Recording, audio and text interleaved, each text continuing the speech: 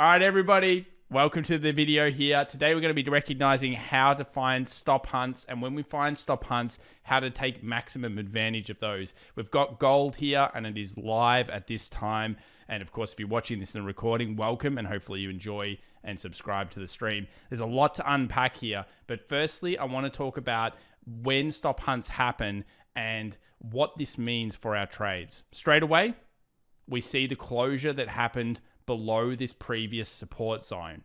This is really key because this happens on all time frames. It happens on the 2 hour, happens on the 4 hour, happens on the 8 hour. We then get a massive confirmation boost in terms of the opposite direction. And what this does is it triggers sell positions, but it also triggers a lot of stop losses because a lot of people will have stop losses underneath these previous wicks.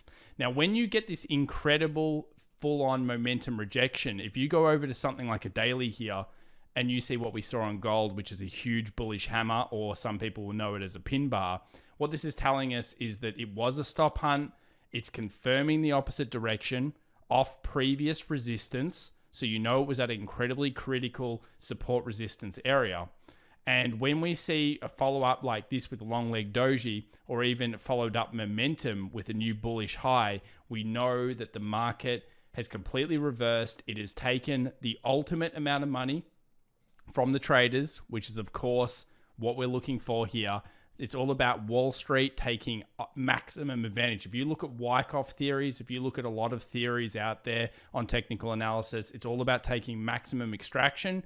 And this is a classic case of a stop hunt with a full reversal, with then, of course, the movement through. So I want to take this one step further because how do you get into trades like this? And I want to talk to you guys about one of the things that I always look for. Indecision at the peak and then a decision being made is one of my critical things that I look for breakouts. So here we have a bullish hammer, 2 hour coming through. We have a long leg doji, which is an indecision candle. Effectively, we have a high, we have a low point, and then we have the middle point right here. And what you'll notice is that it's not so much the next candle here that pushes through the buys, but it's the candle that goes above this long leg doji and closes, which is this one here.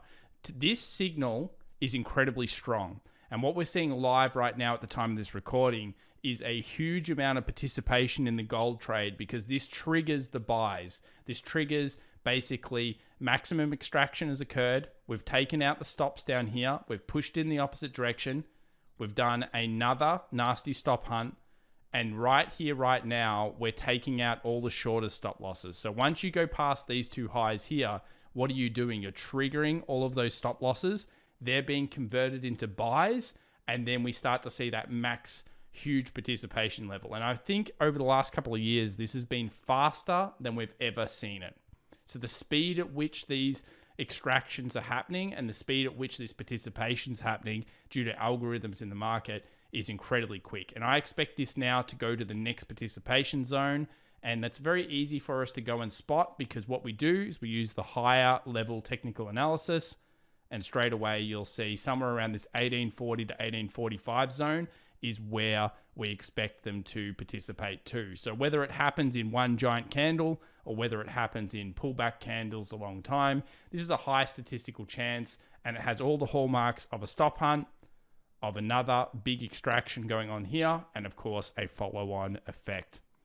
Hopefully that helps, guys, and we'll see you in the next video.